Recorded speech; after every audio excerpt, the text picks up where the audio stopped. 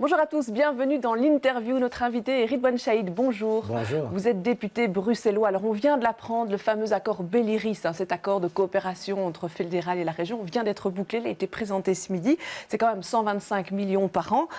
Ça bloquait depuis longtemps, notamment sur le dossier des casernes, des anciennes casernes qu'on veut transformer en cité universitaire. On a trouvé une solution là? Alors oui, je pense qu'il faut se réjouir qu'une solution a été trouvée. Je pense qu'il faut se réjouir qu'il y ait un accord fédéral-région, comme quoi on peut se parler quand on veut se parler, qu'il y a à un moment donné de la bonne volonté de part et d'autre, hein, il faut le reconnaître. Et moi je suis aussi surtout satisfait du fait qu'aujourd'hui on a un grand montant, 250 millions qui sont affectés pour la mobilité, 150 millions pour le métro. Et donc à l'heure où l'on parle d'une situation de crise que Bruxelles connaît, entre guillemets, je pense que c'est aussi un bon signal que l'on envoie. Ouais, on est très en retard, c'est l'accord 2015-2017 et on est en 2016 déjà. C'est vrai, mais réjouissons-nous, un accord est là. Soyons positifs et travaillons main dans la main. Sur les casernes, ça permettra quoi? Ça permettra surtout de pouvoir offrir à long terme à des étudiants qui le souhaitent ou à d'autres, des logements accessibles. Ouais. Alors, un autre point d'achoppement qui était longtemps, c'est celui d'utilisation de Belliris pour payer les institutions scientifiques fédérales, donc qui sont du ressort du fédéral. La région, pendant des années, s'est opposée à ça. Ici, on apprend qu'il y aura 70 millions en 3 ans. Ça veut dire quoi? Que la région a capitulé? Non, ça veut dire tout simplement que, de commun accord, suite à une concertation avec le fédéral, la région va mettre en place un programme soit de rénovation de toiture, soit de rénovation de bâtiments, qui permet à des institutions qui sont présentes sur le territoire bruxellois de pouvoir offrir un service de qualité aux visiteurs. Ouais, c'est notamment ces musées qui prenaient de l'eau. Mais la région a craint souvent que cet argent serve finalement à déforcer Bruxelles au niveau de ces institutions. Oui, enfin... Ici, il faut surtout y voir une plus-value dans la mesure où il y a un investissement qui est fait pour redorer aussi l'image de Bruxelles. Alors, vous l'avez dit, de l'argent pour la mobilité, notamment pour le métro, beaucoup d'argent pour le métro, rien pour les tunnels. Alors, pour les tunnels, je pense qu'à l'heure actuelle, il faut d'abord faire un diagnostic et le gouvernement s'y emploie. Il est en train de mettre en place un plan de rénovation qui permettra d'avoir une vue claire sur les rénovations profondes, c'est-à-dire de stabiliser et non plus que de sécurité et d'électromécanique, qu'il y a lieu d'apporter. Mais pourquoi est-ce qu'on ne demande pas au fédéral de donner de l'argent via l'accord de coopération? Là, on vient de le boucler, on ne va pas aller lui redemander dans un an. Je pense qu'il faut à un moment donné aussi être honnête. Il y a eu un financement juste de Bruxelles, pardon. Dans le cadre de ce financement juste, un paquet important est consacré à la mobilité. Nous devons aussi savoir prendre nos responsabilités par rapport aux droits et devoirs que nous avons. Ouais, donc là, on reste sur la même ligne, on ne demande pas d'argent pour les tunnels à Belliris. Comment est-ce qu'on va financer ce fameux plan qui va être présenté? Le ministre annonce un plan pour la fin mars, je pense. Tout à fait. Comment est-ce qu'on va financer ça? C'est quoi les priorités? Alors, on attend évidemment que le ministre Smet nous mette en place... Oui, mais vous plaidez pourquoi? Eh bien, moi, je plaide pour l'utilisateur payeur. Mais c'est une position évidemment personnelle. C'est pas celle de votre parti? Je pense que c'est une position qui est partagée par un certain nombre de personnes, mais que je ne suis pas pour une position arrêtée, je suis pour le compromis et je suis pour le fait que, dorénavant, il faut aussi pouvoir avoir cette réflexion de se dire à quoi vont nous servir les tunnels et est-ce que les tunnels sont les solutions d'avenir en matière de mobilité? Je ne le crois pas. Ouais, utilisateur-payeur, ça veut dire quoi? Un péage à l'entrée des tunnels ou ça veut dire une taxe intelligente, comme on dit, sur l'utilisation de la voiture? Ça dépend, il y a plusieurs systèmes qui existent.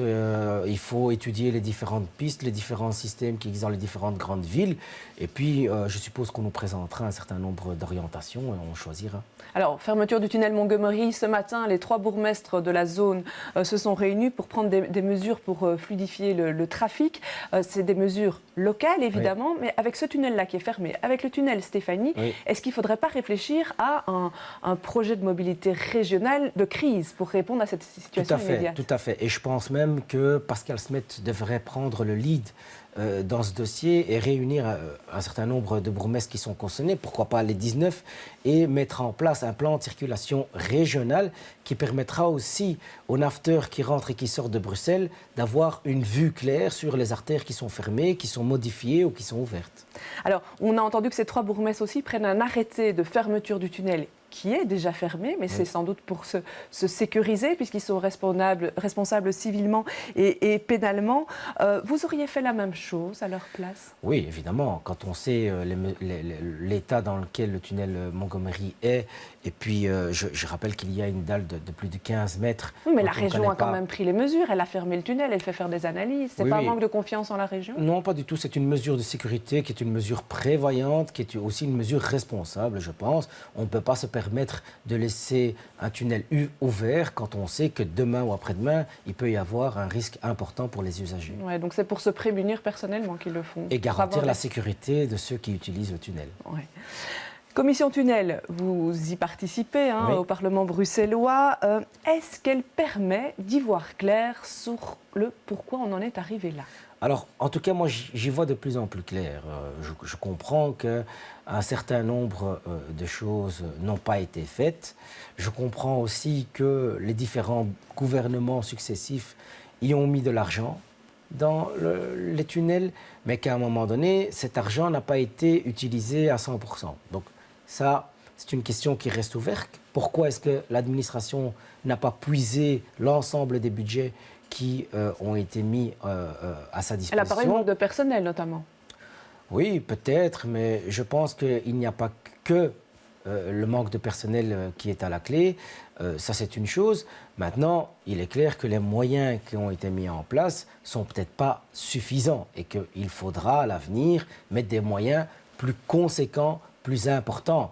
Mais une chose est certaine, c'est que les gouvernements, les ministres ont fait des diagnostics. Il y a un rapport de 2012, il y a des montants qui ont été inscrits, mais qui n'ont pas été épuisés à 100%. Il faut se poser la question de savoir pourquoi. Ouais, quelle est la recommandation, quelle est la mesure à prendre pour éviter à l'avenir que ça se reproduise pour d'autres infrastructures? Alors, je pense qu'il faut effectivement engager plus de personnes, restructurer l'administration avec des missions plus claires et plus définies, et puis réfléchir à un mode de procédure administrative beaucoup plus rapide. Alors, la commission, la semaine prochaine, se réunit, mais cette fois-ci sans invité. Vous allez un peu réfléchir aux travaux à la suite. Qui est-ce qu'il faut encore entendre? Écoutez, je pense que nous avons entendu les deux ministres qui ont été responsables de la politique de la mobilité ces dernières années. Je pense qu'il serait intéressant d'entendre aussi les différents bureaux d'études qui ont travaillé sur ces dossiers, de façon à avoir maintenant une vue plus technique de ce qui s'est passé. Est-ce qu'on va auditionner Charles Piquet, qui a présidé quand même plusieurs gouvernements? Pourquoi pas? Vous êtes demandeur ou pas? On n'est pas demandeur, mais nous n'avons aucun problème à ce que Charles Piquet soit auditionné parce qu'il a présidé le gouvernement bruxellois depuis un certain nombre d'années. C'était le patron? Oui, ça ne nous pose aucun souci. Il y a eu une polémique par rapport à Charles Piquet qui préside cette commission en disant c'est un peu embêtant, dit l'opposition, il préside la commission, mais il a présidé des gouvernements qui ont géré le dossier. Pourquoi l'avoir laissé à la tête de la commission? J'ai envie de dire que c'est une polémique inutile et qui ne sert qu'à faire du show. Oui, mais alors vous avez le président du Parlement qui se dit prêt à présider une commission spéciale qui met en exergue un problème de cet ordre-là. Quel est le meilleur symbole que celui-là? Vous avez le président du Parlement qui vous garantit une impartialité des débats.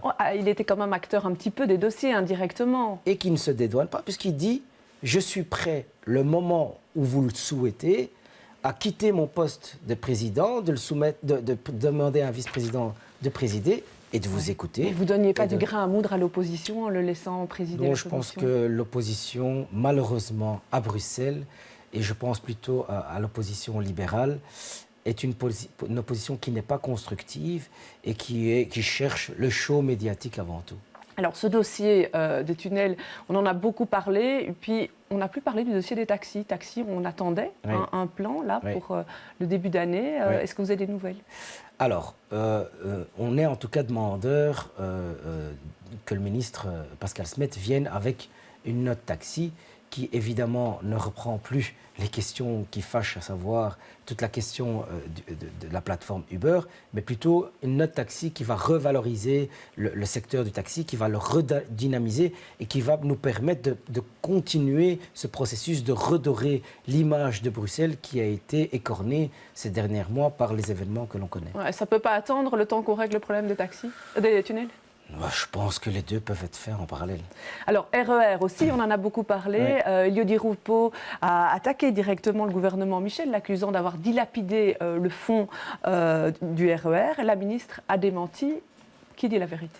Alors, je ne sais pas qui dit la vérité, mais en tout cas, une chose est sûre, c'est que lorsque nous avons quitté le gouvernement fédéral, il y avait encore de l'argent dans le fonds RER. Voilà.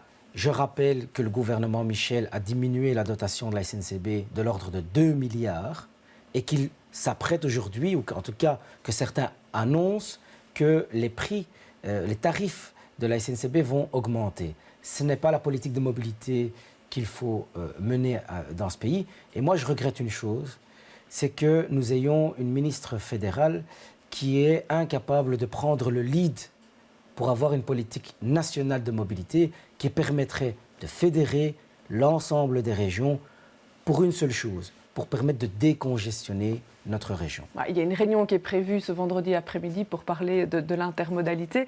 Mais si on revient sur le passé, est-ce qu'il n'y a pas une erreur aussi dans le chef des francophones de privilégier certaines gares? On a construit des grandes gares à Liège, à Mons. Est-ce que la priorité, ce n'était pas faire la mise à 4 voies? Et à Anvers aussi? Oui, enfin, tous ceux qui connaissent un peu le dossier de la SNCB savent que ce sont deux enveloppes qui sont totalement différentes et que normalement, je dis bien normalement, le fonds RER ne devrait pas être impacté par les dépenses, je dirais, patrimoniaux, à savoir la rénovation des gares. Alors la Cour des comptes va mener un audit à la demande des présidents, des conférences des présidents de la Chambre. Est-ce qu'il faudrait mettre en place une commission spéciale pour le RER, comme on le fait pour les tunnels à Bruxelles?